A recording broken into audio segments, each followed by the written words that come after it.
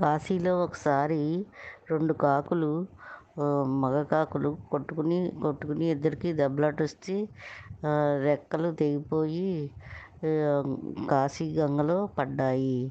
అప్పుడు పడితే అయి వెంటనే అక్కడున్న వారందరూ చూశారు. అవి 2 కాకులు 2 హంసలుగా మారిపోయి ఆకాశంలోకి ఎగిరిపోయాయి. అప్పుడు అగస్త్య మహర్షి అక్కడికి వచ్చి, చూసారా ఆ కాకులు హంసలుగా మారిపోయినియి. అది ఎందుచేతనంటే అది కలహంస తీర్థము.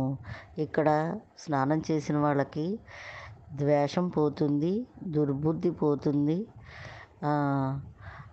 అందువలన ఈ ఈ ఈ ఈ కథని విన్నవాళ్ళు కనీసం ఒకళ్ళకైనా చెప్పాలట.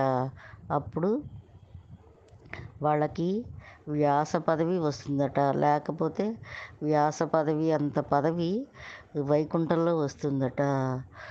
అందువలన ఇక్కడ స్నానం చేయమని ఈ కలహంస తీర్థంలో కనీసం ఒకళ్ళకైనా చెప్పాలట. ఇది కాశీలో ఉంటుందట.